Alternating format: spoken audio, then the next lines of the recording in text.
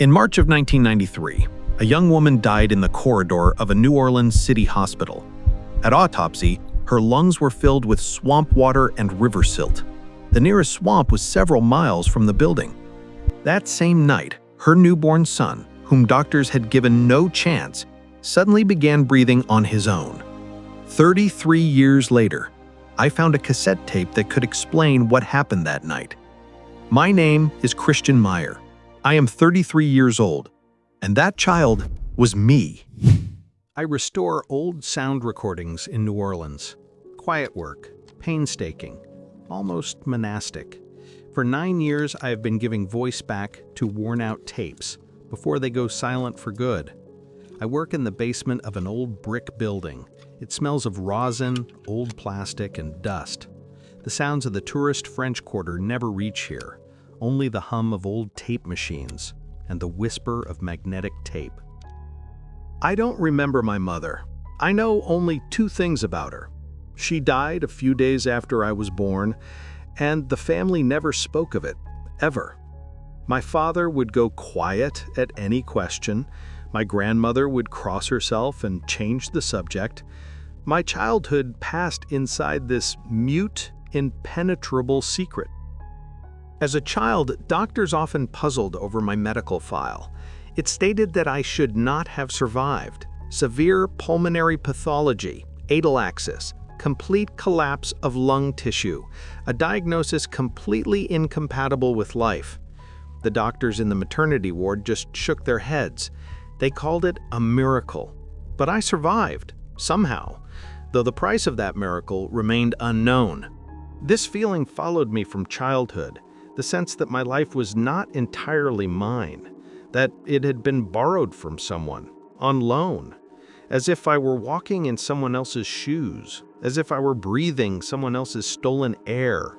Every breath required a slight, barely noticeable effort, as though something foreign was working inside me, someone else's mechanism. On a Monday in early June, an old man walked into my workshop. The heat was brutal. The New Orleans air felt like hot soup. The doorbell rang too sharply. His name was Maurice Belrose, former secretary of the local amateur radio club, those eccentrics who broadcast late at night in the 90s. They went on air from garages, basements, and dusty stairwells. They passed frequencies to each other on strict schedules. It was their own small nocturnal world. The old man looked bad. Gray face, trembling hands. He breathed heavily, kept coughing into a crumpled handkerchief. It was clear he didn't have long. Maurice placed a heavy cardboard box on my work table. It was tied with old yellowed twine. The box smelled of basement damp and aged cardboard. "I didn't know who to give this to for a long time," he said. His voice creaked like an ungreased hinge. Then I found a clipping from an old newspaper. Then I found you through the address bureau. I didn't understand what he was talking about. I just looked at the box. "I suppose this needed to come home," Maurice added quietly. I asked, "Why me? What did I have to do with amateur radio archives?" The old man looked at me with a long, heavy stare. There was something frightening in that look, a mixture of pity, fear, and a strange kind of relief. "Because you're the last one who has the right to hear this," he answered, and left, quickly, almost ran to the door, the way a man runs when he's terrified of changing his mind. The bell rang again, and silence fell. Later, I learned more about this old man. I got curious. I asked around among the antique dealers I knew. Years ago, the entire archive of a closed radio club had passed to Maurice. Hundreds of cassettes, recordings of night broadcasts, weather reports, transmissions. Maurice had been digitizing them at home, slowly, tape by tape, without hurrying. Nearly 10 years of his life went into this. One evening, he came across a recording with one name on it, Tessa Meyer. That name made him flinch. It seemed familiar. Maurice began digging, searching city archives. He found an old newspaper clipping from that era, March 1993. Then he found records about the child, a boy who survived against all odds, about me. Maurice understood immediately. He knew who this cassette belonged to, but he couldn't bring himself to hand it over, not right away. For years, he carried this terrible knowledge inside himself.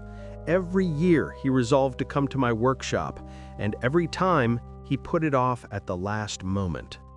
He confessed to a friend before he died. Some recordings are terrifying to give away, especially to those who have the rightful claim to them. I was left alone. I cut the twine. Inside the box were 27 audio cassettes, old TDK and Maxell tapes. The labels were handwritten, in French, in English, in local Creole dialect, but one cassette was very different from the rest. It lay at the very bottom, in a separate plastic case. On the handmade label, a moon and reeds were drawn, done with a black gel pen, very carefully. Below the drawing, one single word in large letters, bayou. Among the surviving radio enthusiasts, this recording had been kept like something sacred. They tried not to copy it, not to throw it away, though no one could quite explain why. One old radio operator told me later, people always felt uneasy near this cassette. They were simply afraid to destroy it. This broadcast did not air during my lifetime. It existed only in the past. The program ran every Thursday, in the deepest hour, from 2 to 3 in the morning. It broadcast for just over half a year. Then one Thursday, it simply didn't come on. Gone forever. The station was never tracked down. I was born years after that final broadcast, so the voice I heard on the tape was dead, a voice from the distant past, not a live transmission, an archive of a long-silenced, terrible time. Over those 7 months, dozens of people passed through the program. Most of their stories were erased from the city's memory, lost. But these recordings had one unsettling quality. After speaking with the operator, the caller's life changed. Always. Truly. Completely. It changed in inexplicable, frightening ways, and none of them could ever say exactly why it happened, as though they had signed an invisible contract. Perhaps that is why the radio enthusiast kept the archive for decades. They were superstitious people. They sensed, instinctively, something dangerous was locked inside these tapes, something not meant to be touched with bare hands. I inserted the cassette into a professional Studer tape machine. This was late in the evening. The workshop was completely empty. Outside, the Louisiana night had thickened. From the street came only the monotonous, irritating hum of air conditioners and the rare sound of distant cars. I pressed play.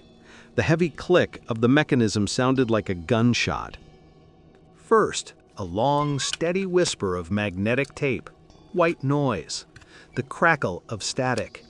Then a voice broke through the interference. Deep, very low, deliberately hushed. A strange Creole lilt ran through it, drawn-out vowels, a soft, hypnotic rhythm. The way people speak who grew up among still water, fog, and reeds, in the very heart of the Louisiana bayou. Good evening, friends. Bayou is on the air. We are ready to listen. Music followed the voice. I have restored sound for 9 years. I could not name what this was. It was not classic blues, not Louisiana Zydeco. It was something far more ancient, chthonic, music rising straight from a black, rotting swamp. A violin carried the melody, but carried it too slowly. You don't play like that for dancing. You play like that for funerals. A drum beat steadily, slowly, like the rhythm of a heart beneath a layer of filthy water. And between the notes, a quiet moan. Was it human, or the cry of a night bird? I wasn't sure, and that uncertainty made me uneasy. This operator was a lightning rod. He let desperate people pour their pain into him, their darkest, most unbearable pain, and then he simply took it, in the most literal, physical sense of the word. The first caller on the recording was a woman. She gave her name as Joan. Her voice was cracked, drained, pitiful. She spoke about her farm in the north of the state. Drought had been killing it. 5th year in a row. The soil had turned to dust and split open. All the livestock were dead. The last harvest rotted in the fields. Joan wept. She said her family had a few weeks left. The operator listened to her for a long time, 3 full minutes. He never interrupted, never made a sound. He simply absorbed her weeping. Then he spoke a single phrase, a phrase I would hear many more times that night. Your grief, your fear, I am prepared to take them from you. Joan went quiet for a moment. Her broken breathing was audible on the recording. She asked what it would cost. What was the price? The pain passes to me, the voice answered calmly. I will carry it myself. Only one thing is required of you. Forget this call, and never tell anyone how things changed. The call ended with a short, sharp tone. The music returned, thick, aching, oppressive, as though the swamp itself had exhaled heavily after a long pause. I checked the archives later. In the year of that recording, heavy rains came to northern Louisiana. Joan's farm flourished, but Joan herself lost her memory completely. She forgot her entire previous life, every single day of it. The next caller was a man named Robert. His voice was muffled, frightened. He was blind. He had lost his sight in early childhood. Officially, it was listed as an accident, a fall from height. But Robert told the truth on air. It was a blow from a heavy wooden stick delivered by his own older brother, out of envy. 30 years of darkness, 30 years of forced helplessness, and 30 years of someone else's mocking laughter just beside his ear. The operator heard Robert out. The music in the background grew quieter. He offered to restore his sight, but named one strange, terrible condition. Someone had to be found, a person who would one day receive back what had once been taken from them. Robert agreed. He shouted yes directly into the receiver. I found mention of this case in old medical bulletins. Robert regained his sight within 2 days. Doctors called it spontaneous nerve regeneration.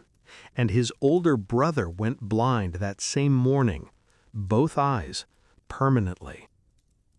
I listened to these stories one after another. The clock in the workshop showed 2 in the morning. With each new story, my skin grew colder. The hair on the back of my neck stood up. It felt like an old, terrifying collection of deals with the devil. But there was one important detail. There was no triumph in the operator's voice, no malicious glee. He sounded incredibly tired, the way a man sounds who has carried other people's impossible burdens for too long, who bends under the weight of someone else's grief. Later, when I had listened to the other cassettes in the box, I understood something. This recording was unique. It was the only recording across all 7 months of broadcast, the only one where the operator truly hesitated, where something like human fear entered his voice. I wound the tape forward a little. The broadcast that night was incredibly dense. One call followed the next with almost no pause. People screamed, wept, begged for help. But one conversation stood sharply apart from the rest. It broke the overall rhythm. In this conversation, the operator went silent. He went silent for almost 20 seconds. In a live radio broadcast, 20 seconds of dead air is an eternity, as though this being had encountered something it didn't know how to answer. The time on the recording was approaching 3 in the morning, almost the very end of the broadcast.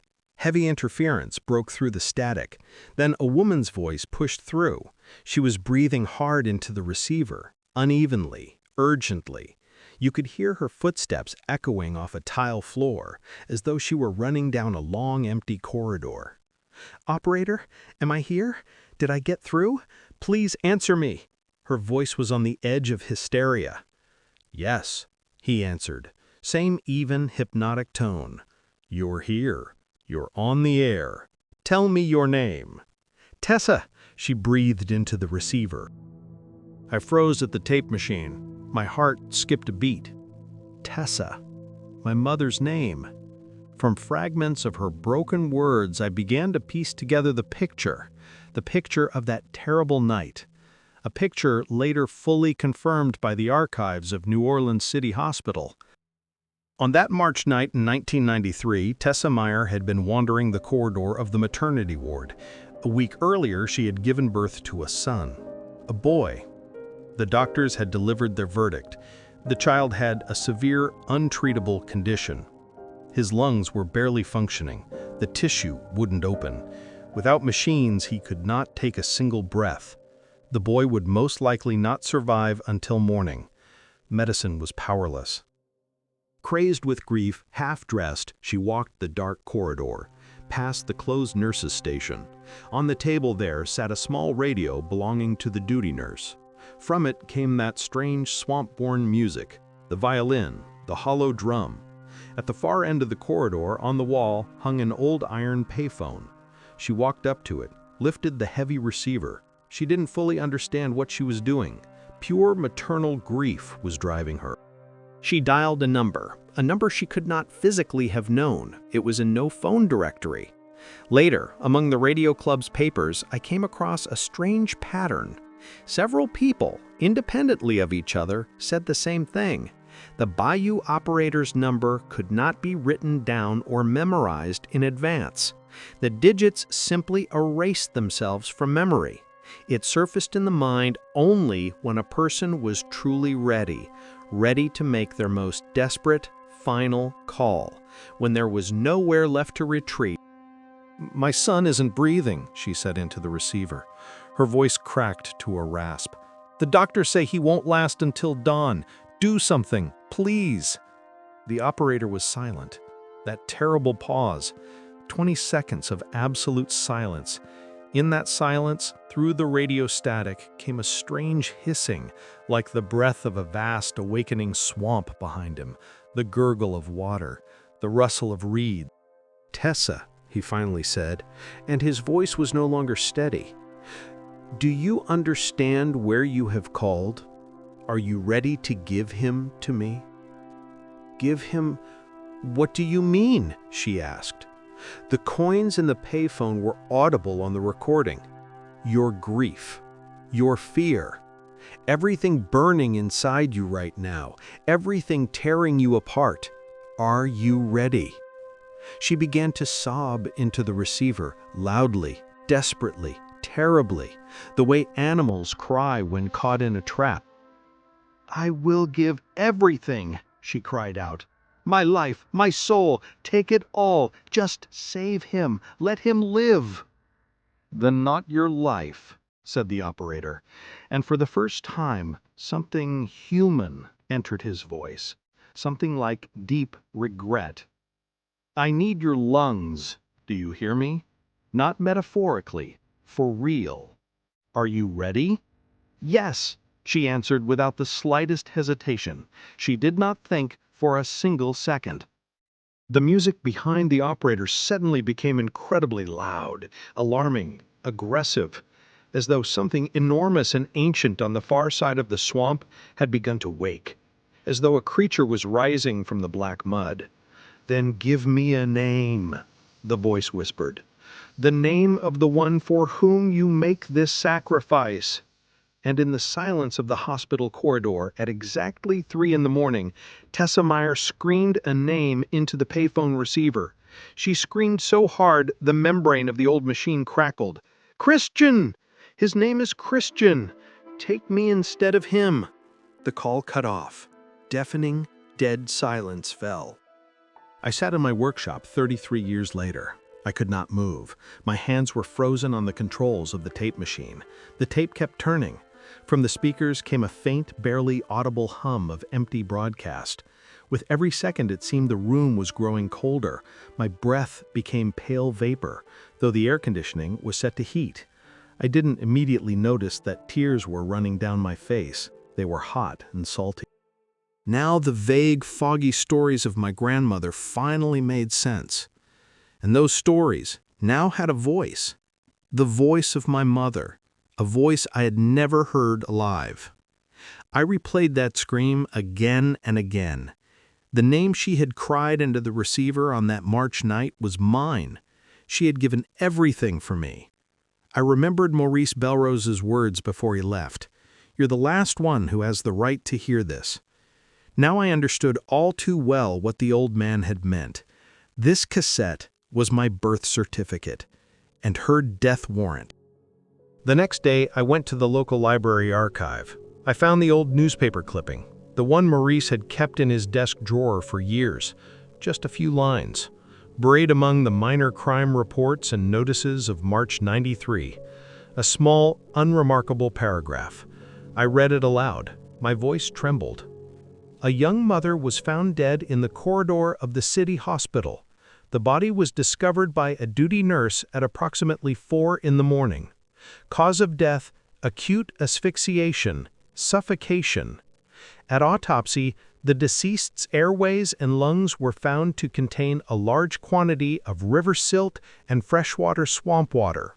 The source of the fluid remains undetermined. The newborn son of the patient, previously diagnosed with a severe, fatal pulmonary condition, unexpectedly began breathing independently by morning. His vital signs normalized within a few hours. The attending physician described the miraculous recovery as an inexplicable medical phenomenon.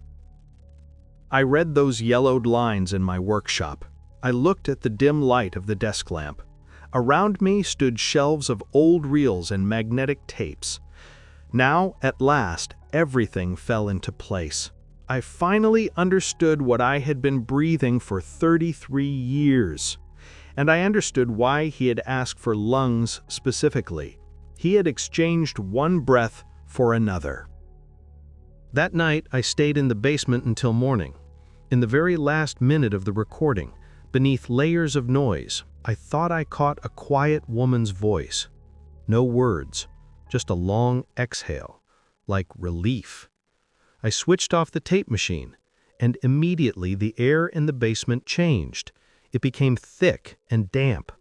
Then came the smell, dense smell of silt, stagnant water, and rotting leaves, the same smell that had filled my mother's lungs at the hospital payphone. It didn't fade the next day, or the week after.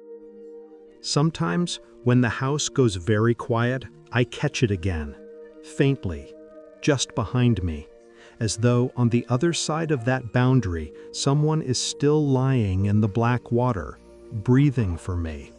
I don't know who the bayou operator was.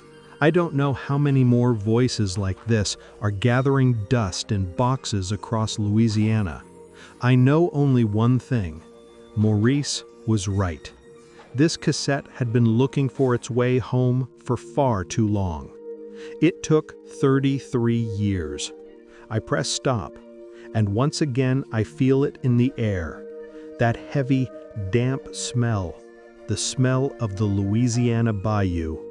It will stay with me until my last breath. Friends, if this story made you shiver, please leave a like and subscribe to the channel.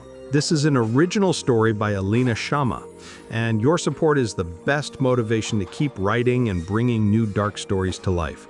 Share in the comments, what did you think of the ending? Your feedback truly inspires me to keep going. Thank you for listening all the way through. Until next time,